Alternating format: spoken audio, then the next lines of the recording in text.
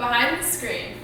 Today I'm going to talk about the voted most ugliest girl in the world. I suggest that we instead call her the strongest girl in our nation. This is Lily Velasquez. At age 17, she was procrastinating on homework and looking at music on YouTube when she came across a video. It was a picture of her, and underneath it was labeled World's Ugliest Girl. To make matters worse, there were millions of comments underneath saying things like, "Why would her parents keep her?" or "Kill it with fire." None of these people had said these things to her face, yet it had been out on the web for weeks. I myself easily found her video posted in 2013 by news anchor Katie Couric called "A Woman Becomes Inspiration to All." This brings me to my topic of discussion today, which is cyberbullying among students in America.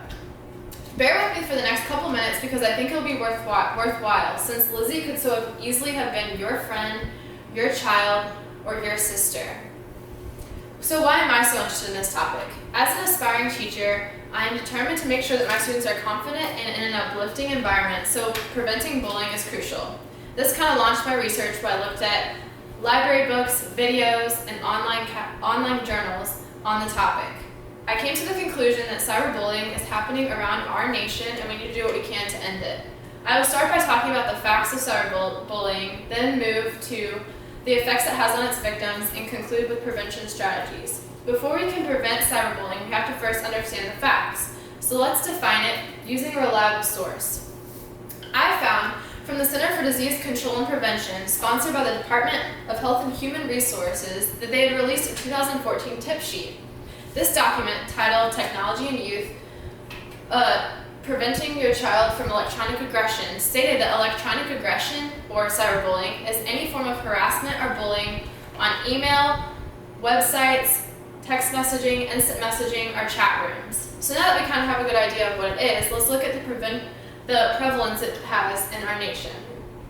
John Frieden, the director of the CDC, sponsored by the U.S. Government Department of Health and Human Resources, released a 2011 risk surveillance summaries that stated that 14.8% of students in the nation are cyberbullied. That's about 15%, or 1 out of every 6 students being bullied. There's about 6 people in this room, so just think about those statistics.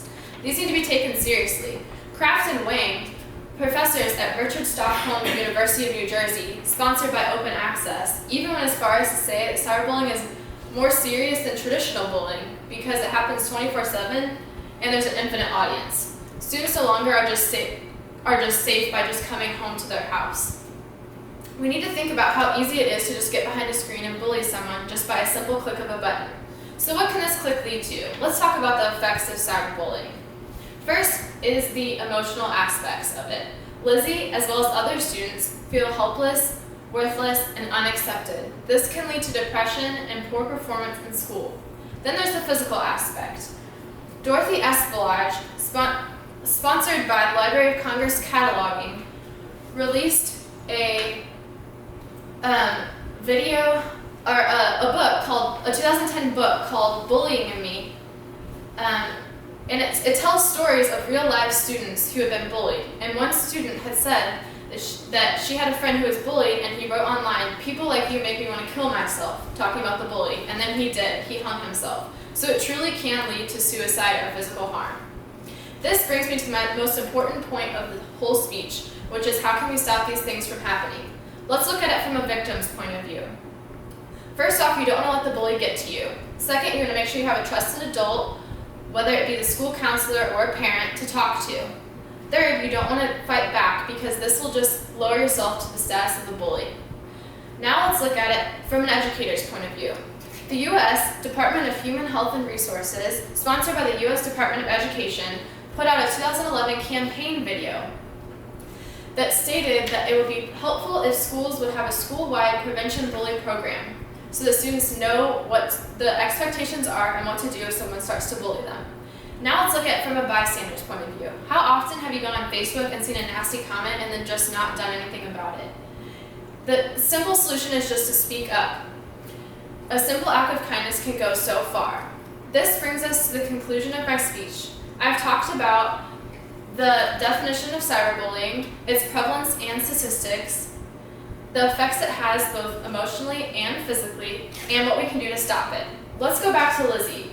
She actually didn't even let the cyberbullying get to her. She now has her own YouTube page and does talks all over the world, reaching out to students everywhere so that they feel more comfortable with who they are.